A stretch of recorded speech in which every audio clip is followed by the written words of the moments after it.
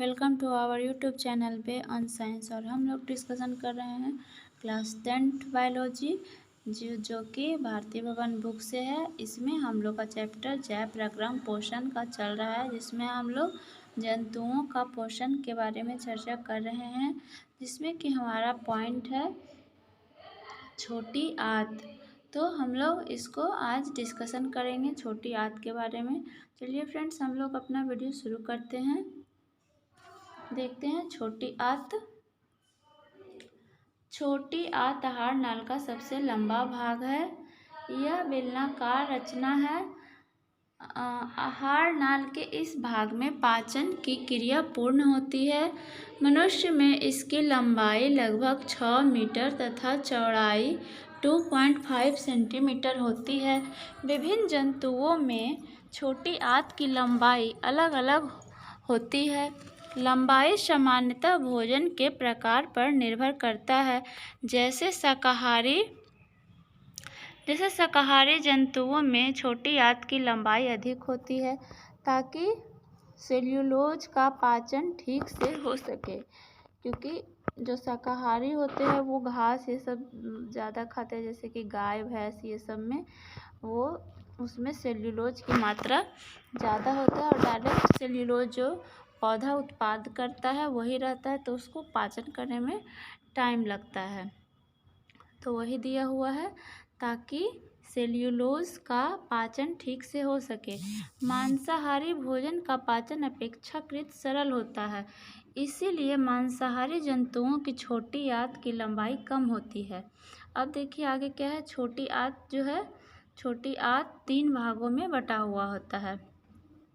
छोटी आंत 3 भागों जिसमें कि पहला है क्या है, ग्रहणी, डियोडेनम, जेजुनम, यहाँ देखिए, तथा इलियम में बटा होता है। ग्रहणी छोटी आंत का पहला भाग है, जो आमाशय के पाइलोरिक भाग के ठीक बाद शुरू होता है। यह प्रायः सी के आकार का होता है। ग्रहणी में लगभग बीचों बीच एक छिद्र के द्वारा एक नलिका खुलती है। यह नलिका 2 विभिन्न नलिकाओं के आपस में जुड़ने से बनी होती है। इनमें से एक नलिका अग्नाशयी वाहिनी यानी कि पैनक्रिएटिक डक्ट तथा दूसरी नलिका जो होता है मूल पित्त वाहिनी यानी कि कॉमन बाइल डक्ट होती है। ये देखिए यहाँ पे दिखाया गया है। छोटी आंत के अंदर जो संरचना होता है, रसांकुर या विलाई, रक्त कोशिकाएं, पेशियां, रक्त प्रवाह की दिशा, इधर से देखिए रक्त यहाँ पे एरो से दिखाया गया है। यहाँ रक्त नीचे की ओर आ रहा है और ये जो है रक्त प्रवाह ऊपर जा रहा है। ये कोशिकाएं दिखाया गया है। ये लसिका वाहिनियाँ हैं। ये पेशी है। छोटी आंत का रसांकुर या विलाई का ये फिगर था, जो चित्र 1.11 का था। अब हम लोग आगे देखते हैं इसको। जेनुनम जो है छोटी आंत का मध्य भाग है। छोटी आंत का अधिकांश भाग इलियम होता है। इस भाग में भोजन का अंतिम रूप से पाचन समाप्त होता है। बचे हुए भोजन का अवशोषण भी छोटी आंत के इसी भाग में होता है। छोटी आंत में भोजन का पाचन पीत यानी कि वाइल, अग्नाशयी रस यानी कि पैनक्रिएटिक जूस तथा आंत्र रस या सर्कस एंटेरिक्स क्या है, सक्सस इंटेरिस, जो क्रमशः यकृत यानी कि लीवर, अग्नाशय, पैनक्रिएज तथा आंत ग्रंथियों इंटेस्टाइन ग्लैंड के स्राव हैं की क्रिया से होता है। यहाँ तक था हम लोग का छोटी आंत। और आगे हम लोग देखते हैं यकृत। यकृत जो है यह शरीर की सबसे बड़ी ग्रंथि, भार इसका करीब 1.5 kg जो है होता है। जो उदर के ऊपर दाहिने भाग में अवस्थित है। यकृत कोशिकाओं से पित्त का स्राव होता है। स्रावित पित्त का संचय पित्ताशय यानी कि गॉल ब्लैडर नामक एक छोटी सी थैली जैसी रचना में होता है। यकृत से कई छोटी छोटी यकृत नलिकाएं हेपेटाइटिक डक्ट निकलती है। यकृत नलिकाएं पित्ताशय से निकलने वाली नलिका के साथ जुड़कर एक मूल पित्त वाहिनी यानी कि कॉमन बाइल डक्ट बनाती है। पित्त गाढ़ा एवं हरा रंग का क्षारीय द्रव है। इसमें कोई एंजाइम नहीं होता है। पित्त के निम्नलिखित 2 कार्य हैं। अब हम लोग पित्त के 2 निम्नलिखित कार्य पढ़ते हैं। देखिए यहाँ पे पित्त जो है अमाशय से ग्रसनी में आए अम्लीय कायम की अम्लता को नष्ट कर उसे क्षारीय बना देता है ताकि अग्नाशयी रस के एंजाइम उस पर क्रिया कर सके।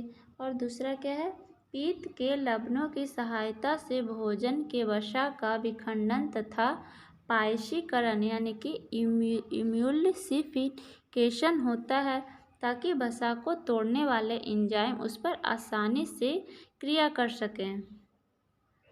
अब नेक्स्ट हम लोग अग्नाशय के बारे में पढ़ेंगे। अग्नाशय जो है अमाशय के ठीक नीचे तथा ग्रसनी को घेरे पीले रंग की एक ग्रंथि होती है जो अग्नाशय यानी कि पैनक्रिएस कहलाती है। अग्नाशय में अनेक पतली पतली नलिकाएं होती है जो आपस में जुड़कर एक बड़ी अग्नाशयी वाहिनी यानी कि पैनक्रिएटिक डक्ट बनाती है। अग्नाशयी वाहिनी तथा मूल पित्त वाहिनी मिलकर एक बड़ी नलिका बनाते हैं। फिर यह नलिका एक छिद्रों के द्वारा ग्रसनी में खुलती है। अग्नाशयी रस से ट्रिप्सिन, एमाइलेज, लाइपेज, न्यूक्लिएज नामक एंजाइम पाए जाते हैं। अग्नाशयी रस के एंजाइम भोजन के अवयवों पर इस प्रकार क्रिया करते हैं। यहाँ देखिए दिया गया है समीकरण के रूप में इमाइलेज प्लस स्टार्च एवं ग्लाइकोजन ये माल्टोज बनाएगा। लाइपेज प्लस इम्लिस्कृत वसा ये जो है वसा अम्ल प्लस ग्लिसरॉल बनाएगा। और न्यूक्लियोज प्लस न्यूक्लिक एसिड ये जो है न्यूक्लियोटाइड्स बनाएगा। अब हम लोग देखते हैं आंत्र ग्रंथियाँ। छोटी आंत की दीवार में कई ग्रंथियाँ होती है। इनका स्राव आंत्र रस या सर्कस एंटेरिकस कहलाता है। आंत्र रस के एंजाइम तथा भोजन के विभिन्न अवयवों पर उनकी क्रिया इस प्रकार है। पेप्टाइडेस प्लस पेप्टोन मिलकर एमिनो अम्ल का निर्माण करेगा।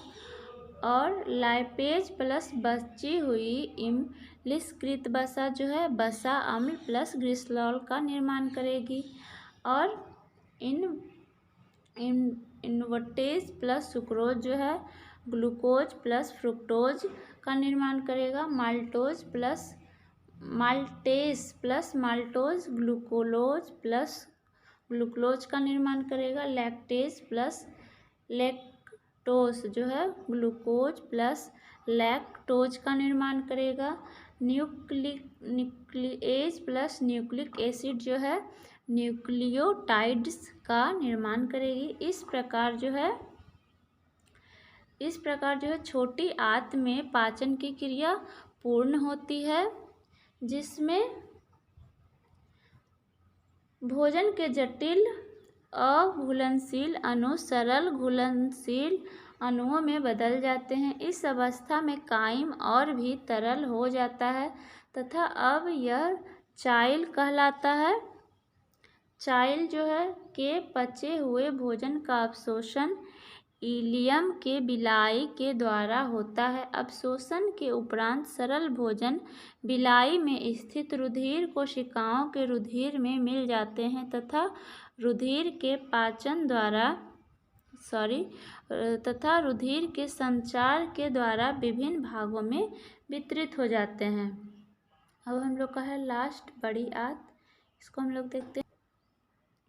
बड़ी आंत जो है छोटी आंत आहार नाल के अगले भाग बड़ी आंत लार्ज इंटेस्टाइन में खुलती है। बड़ी आंत दो भागों में बटा होता है। ये भाग कोलोन तथा मलाशय या रेक्टम कहलाता है। छोटी आंत तथा बड़ी आंत के जोड़ पर एक छोटी नली होती है जो सिक्किम कहलाता है। सिक्किम के शीर्ष पर एक अंगुली जैसी रचना होती है जिसका सिरा बंद होता है। यह रचना अपेंडिक्स कहलाती है। मनुष्य के आहार नाल में अपेंडिक्स का कोई कार्य नहीं होता है। यह एक अवशेषी अंग यानी कि वेस्टिजिगल ऑर्गन है। कोलोन 3 भागों में विभक्त होता है। ये भाग हैं ऊपरीगामी कोलोन, अनुप्रस्थ कोलोन तथा अधोगामी कोलोन। अधोगामी कोलोन रेक्टम में खुलता है जो अंत में मल द्वार के एनस के द्वारा शरीर के बाहर खुलता है और अपचा भोजन इलियम से कोलोन में होते हुए रेक्टम में पहुंचता है। बड़ी आंत के इन भागों में अपचे भोजन का अतिरिक्त जल भी अवशोषित होता है। अंत में अपचा भोजन मल के रूप में अस्थायी तौर पर रेक्टम में संचित रहता है जहां से यह समय समय पर मल द्वार के रास्ते शरीर से बाहर निकल जाता है। तो इसी के साथ हमारा जैव प्रक्रम पोषण चैप्टर ख़त्म होता है। मिलते हैं अगले नेक्स्ट वीडियो में जिसमें हम लोग स्मरणीय तथ्य को भी डाल देंगे। Thanks for watching.